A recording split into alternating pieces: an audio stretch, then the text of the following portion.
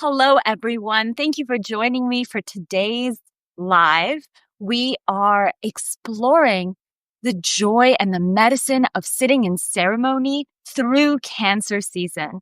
So we've been talking a lot. If you've been following me on Connect the Dots, my name is Aria, by the way. I hope you're having a gorgeous day.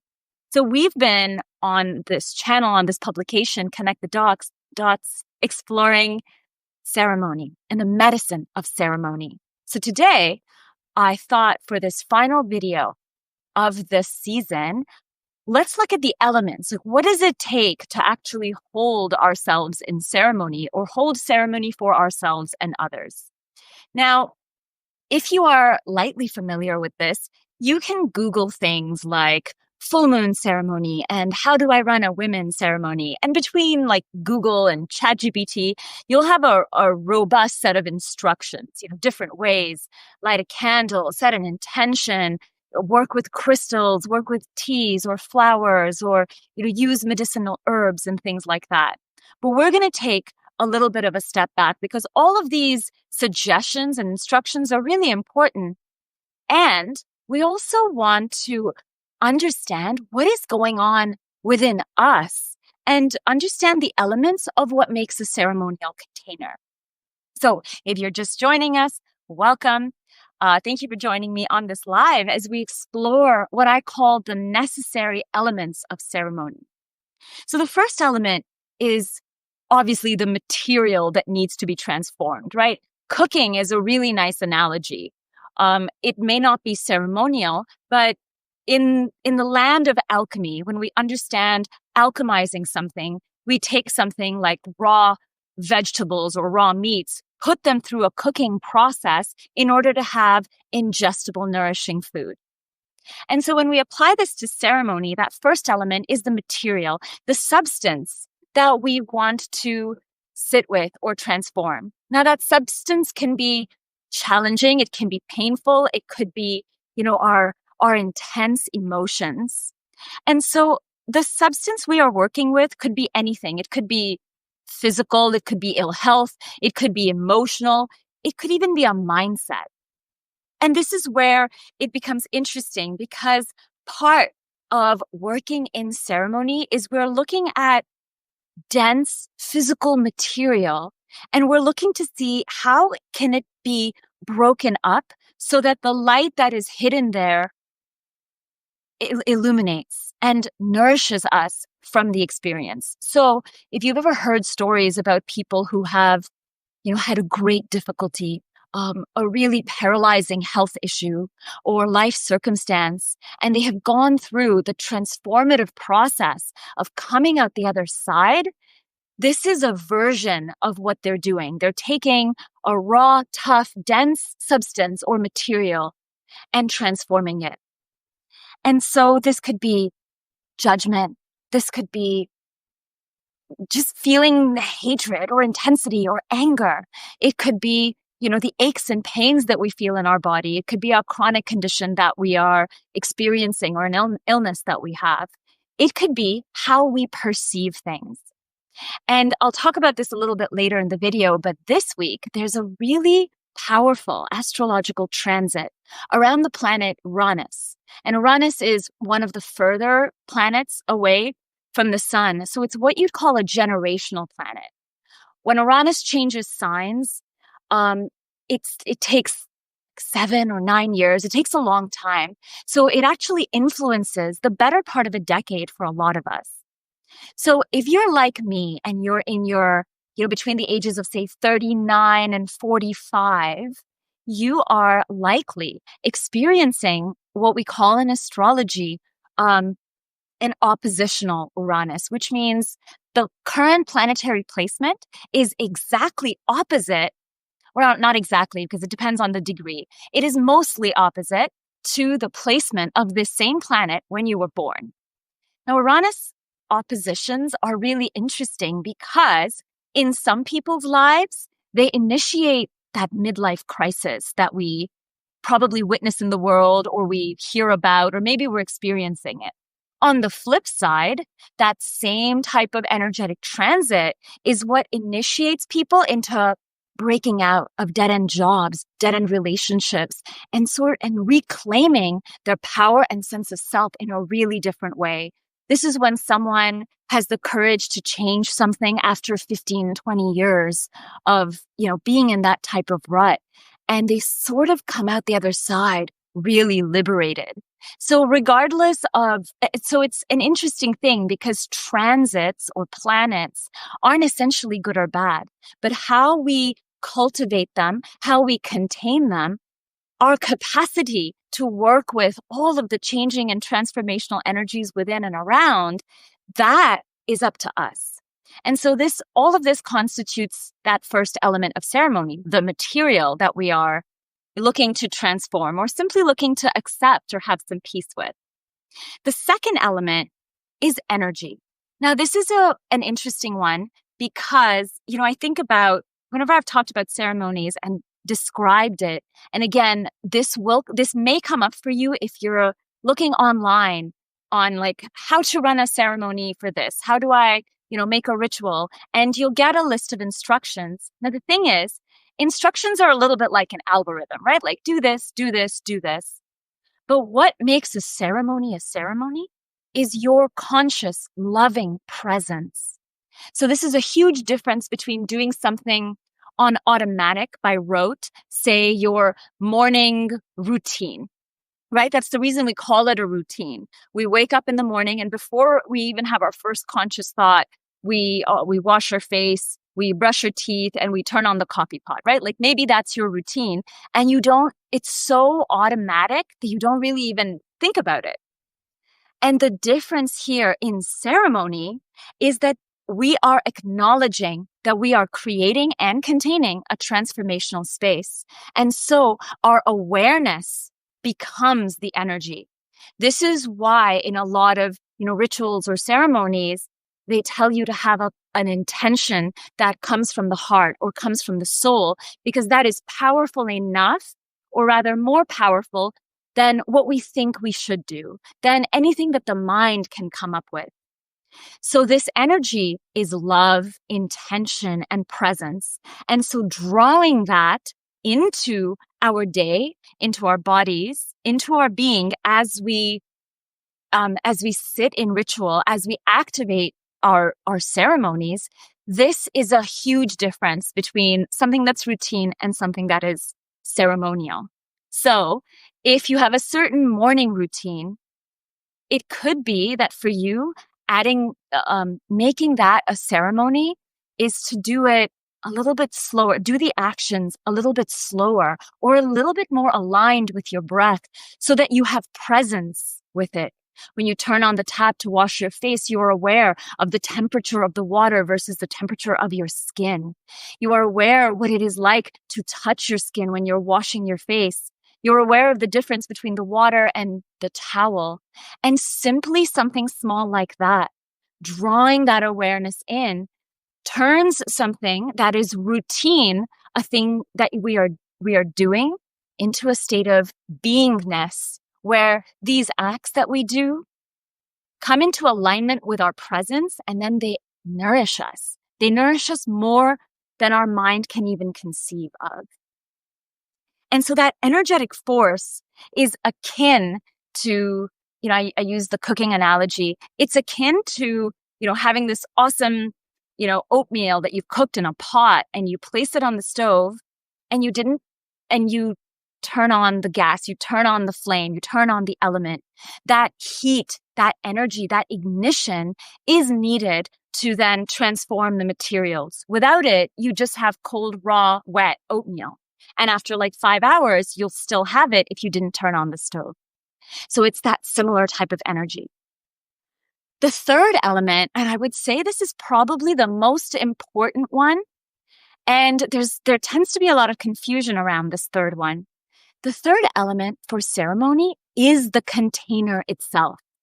Again, back to our oatmeal example, this would be like having, a flame on, an oatmeal and water, but no pot, right? You just have a mess in the kitchen and you'd have a fire hazard. The container is literally that. It's a little bit unsexy and uninteresting, so it doesn't get talked about. But without a container, the ceremony is just pure chaos. So what does a container look like? A container can be all of the logistics that help you have your ceremony, right? Maybe it's time, maybe it's planning.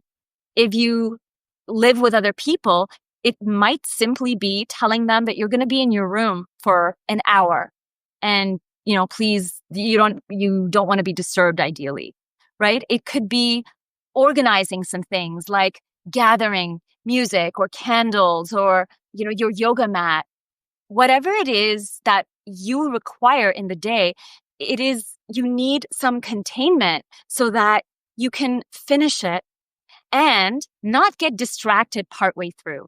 Imagine you've drawn yourself like a beautiful bath and, you've lit your candles and you're doing all of this and you want to, release and you want to accept something that's been difficult for you. You just want to relax, right? That's your intention. You want to wash off the day and relax. And then as soon as 5 minutes after you step into the bath, you didn't turn off your phone, so your ringer is off and people have walked in the house and now someone's asking you to cook. That is an example of, a disrupted container, because now you've created something and we need to now maintain its integrity so that we can finish it, so that we can receive the benefits of what we are creating. And so again, a container is mental, it is emotional, it is physical.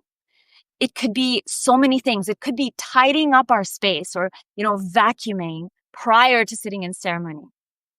Now, one of the bizarre aspects is sometimes we get so caught up in the organization, in the material, and we get caught up in these cycles of perfection. So this is not an encouragement to be so rigid in the organization, but simply that if you have an intention of holding a ceremony around the full moon, so it's the full moon this week, that you actually have a little bit of foresight and you give yourself what you need to move through your intention. Intentions are a bit like a seed. You want to be able to give yourself the necessary nourishment that seed of intention eventually flowers. If there are interruptions, disruptions, or distractions, that really beautiful creative process that you intended for your own self doesn't really come to form. And this is where when people struggle with a lot of self-doubt, they doubt that they can do things, they doubt that they can change. There's like a, sort of a victim type archetype that they experience in the world. This really, really helps with that, taking some time to build our container. And so, the one other thing I'll say here is there is an aspect of a lot of us that experiences a sense of abandonment, like people left us or people weren't there for us. The process and the sequence of putting together the elements of ceremony help us to face and eventually heal the places where we abandon ourselves. So again, without a strong container, without sufficient ignition and energy, without the appropriate materials within the self that we want to transform, we will go through the actions, like the sequence, the steps of the ceremony, as if it's some type of algorithm, as if it's some type of equation without the spirit of it. And so this is where the beautiful thing with ceremony, and this is especially true for me, when all these elements are in balance, ceremony helps me accept what is in this moment, not things I wish for, not things I wish did or did not happen. It's not about other people at all. It's simply coming into that really raw, sweet presence and seeing what's here and accepting it. And I have found for me that the more I practice that, like building a muscle, I am able to sort of roll with changes when they come, right? Like when people behave in different ways, when when situations unfold in surprising ways, good and bad. And I notice that I have more patience and more space because I have cultivated this practice of sequencing together and putting together a ceremony where I can hear myself, stay with myself, not abandon myself, organize myself, and not succumb to distractions and chaos. Now, you can have ceremonies big and small, or if you wanted to do like a 3-hour solstice ceremony, that's amazing. And that's absolutely fun, right? You can invite your friends and sit in a park and, do sun or moon salutations and set intentions and share. And that is lovely. As well, because ceremony is a celebratory space, again, this isn't celebrating artificially. This is a celebration of life exactly as it is. It's like we are starting to run a new soul program where we start to accept the perfection of life as it is, even though it isn't what our mind or ego prefers. And this is that big entryway where more of our soul, our heart, our spirit comes in and overrides our mental preferences, our good and bad, and I didn't want this and I wanted this, and all of those preferences that come from living in the mind. All of us live in the mind. And the more we invite our hearts, our compassion, our divine and human spirit, the more, to me, magic in the mundane happens and takes place. And so there is a real joy in ceremony. And one of the ways I often experience it is that it allows the transformations and changes that are already happening, we're just not conscious of it, to move through us more gently. So if you've ever had the experience where something unexpected happens and it shifts you into panic, into fear, into worst case scenarios, that is because we are in such a fight and fight, freeze, flight response, like it's a nervous system response. And so allowing for transformation and changes in our lives to be a little sweeter, a little gentler. Things may still surprise us, but now we have more space because we are practiced in this way. We have more space for changes to come through and feel them in our whole body, not just our mind and our nervous system reactions. We shift from that reactive body to a responding body where we can take a breath or 10 and moments to consider what this actually means for us. And then that inspires our sense of self, our sense of expression, and as well our decisions. So why am I talking about the elements of ceremony? Now, through Cancer season, we've been exploring different medicine that ceremony is. And I started this series off by saying that this season of Cancer, and really the medicine of ceremonies, is something that is rising, and it's becoming more and more important in human consciousness and human evolution. And so I'll do the reveal now.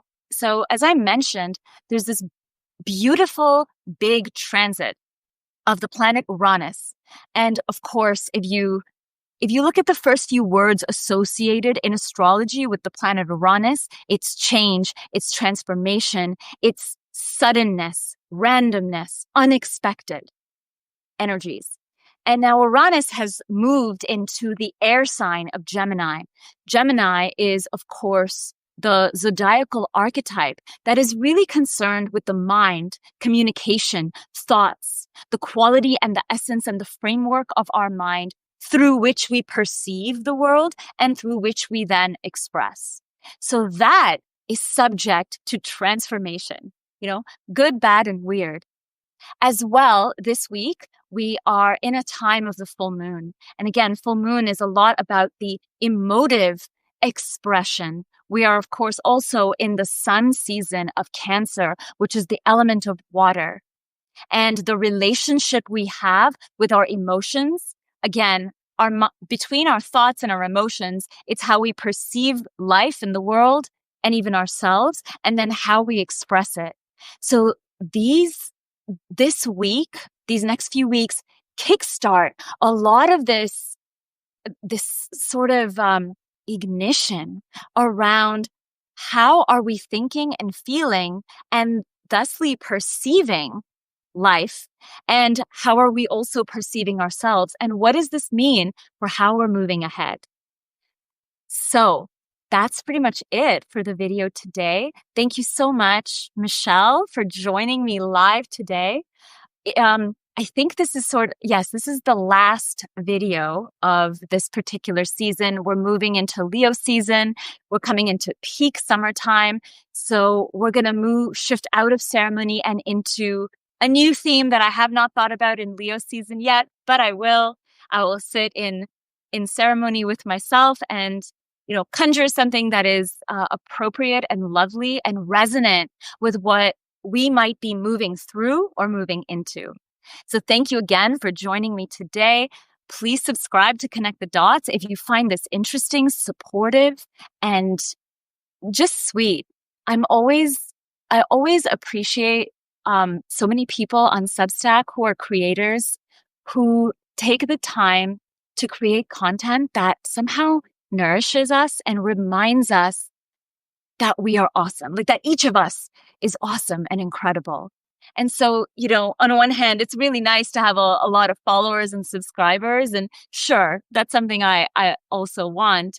And what I want more than that is that we all realize that human nature is change and changeability. And though we may often choose complacency, this is a very natural thing that a lot of us are really good at, and we've sort of just forgotten.